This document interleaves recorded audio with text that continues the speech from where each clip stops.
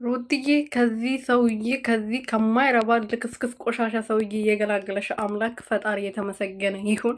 እንግዲህ ትናንትና በተናገረው መሰረት አብርሃም ለሄርሜላ ተመልሳ እግሩ ስር ተደፍሳ ከመለማመጧ በፊት እንግዲህ አዲሷ ፍቅረኛ ይዞ መጥተዋል። እንደምታዩት ማለት ነው። የኛ ብዙዎቻችን ከጽጌ ጋ ነው ብለን ስንደመድም ነበረ፣ ግን ከጽጌ ጋ አይደለም። ጽጌ እንደዚህ አይነት ሴት አይደለችም ስላችሁ። አሁን የሷ የራሷ አላማ አላት። አላማ የሌላት ሰው አይደለችም። አላማ የሌለው ሰው ብቻ ነው ከአብርሃም ጋር ሆኖ ህይወቱን የሚያበላሸው ማለት ነው። ሄርሜላ አላማ የሌላት ነገ ህይወቷ ምንም ስለማያሳስባት ነው ዛሬ ከአብርሃም ጋር እንደዚህ እየሆነች የነበረው እና በፊት የነበረው ነገር እሷ ላይ እንደሚደርስ ስለምናቅ በጣም ተናግረን ነበር በተደጋጋሚ ማለት ነው። እንደምታዩት አቶ አብርሃም ደግሞ ታሪክ ሰሪ ነው። ይኸው ታሪኩን ሰርቷል ማለት ነው። ለሄርሜላ በተግባር ለማሳየት እንግዲህ አቅፎ ልጥፍጥፍ ብሎ እንደተለመደው እየሳመችው እንደተለመደው ደግሞ አለባበሷ ልክ ሄርሜላ ብጤነች ይመስለኛል።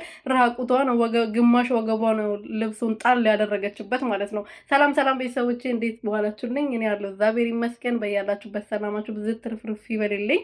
ለዚህ ቤት ለዚህ ቻናል አዲስ የሆናችሁ ሰብስክራይብ እያደረጋችሁ ቤተሰብ ሆኑልኝ።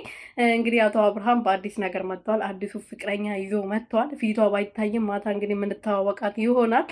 ትላንትና ተናግሯል። በቃል ነግሬሽ ካላመሽኝ በተግባር አምጥቼ በአካል አሳይሻለሁ አስታውቅሻለሁ ብሏታል። እንግዲህ ወይዘሪት ሄርሜላ ምን ይውጥሽ ይሆን? ሩትዬ የኔ ንግስት የኔ ጠንካራ አንቺ ከልዑል ጋር ከእህቶችሽ ጋር ወደፊት ከዚህ ሰውዬ የገላገለሽን ፈጣሪ አመስግኝ። ቀን ከሌሊት ማለት ነው። የምሬ ነው።